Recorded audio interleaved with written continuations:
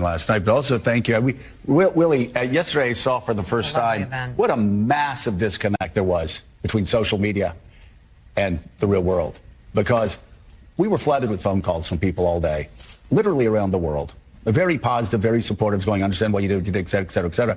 But once in a while I would get a text or a call from someone and go, oh man, I hope you're doing okay. And I call him back and I go, well, Eddie Gladys went up and I go, Eddie, are you on Twitter? And he goes, I am. I go, okay, well, I'm not. So he's coping by saying, bro, online's not real life. Well, actually, I hate to tell you, that was my opinion pre-election. Now, post-election, I actually completely disagree. It is real life. Trump going on Joe Rogan and Andrew Schultz and Theo Vaughn and J.D. Vance going on Tim Dillon and Joe Rogan, like that shit mattered. It mattered. Online is much closer to real life than we would like it to be, right? But he's coping here, so he's like, bro, that's not even whatever about that. I got so many calls saying, bro, we love you and you're so right about this.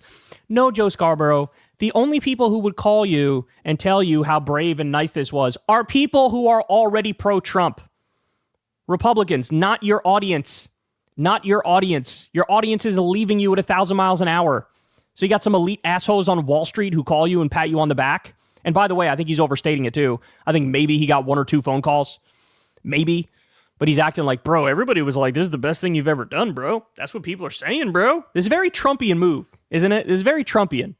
Just try to like override the reality through sheer force of will and lying about the situation. Had a good day. Mika just had a wonderful event, and it's fantastic. We're look at Mika's face. We're going to do. All of us are going to do the best we can do, and we're all working towards a better America. Take it day by day. Day by day. And again, you can predict the future by shaping the future. They compared Trump to Hitler.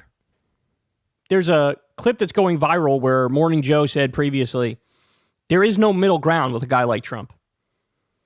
So you can't compare him to Hitler, then be like, well, look, I went and found some common ground with Hitler. Like, you can't do that. Okay, all right. To talk about that 1/4 of Americans voted for Donald Trump, about 1/4 voted for Kamala Harris. There's another election in 2 years. Now, I don't care who wins and how big they win. We've seen time and again, and we talk about it. Americans go back and forth and back and forth and back and forth with their picks. If Republicans, if Donald Trump, if Republican senators put in as an attorney general somebody that 3 women have testified, I believe, if I'm correct, he had sex with an underage woman at a drug-fueled party. And what I read in the Wall Street Journal was he paid 2 other women for sex. If that is something that Republican senators and Donald Trump are okay with, there will be consequences at the voting booth 2 years from now. And of course, we always say, oh, we won.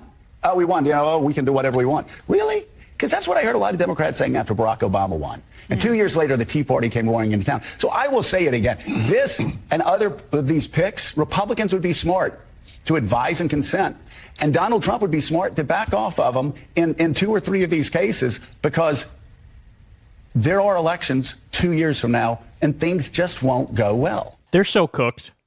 They're so cooked. So they do we met with Trump and tried to find common ground and everything went great. And he says that. And then what? You flip right back to you're like, bro, Matt Gaetz, he shouldn't be in this position, bro. We need to resist that, bro. Oh, really? You were coddling his nutsack yesterday, and today you're back to like, bro, let me be the reasonable critic.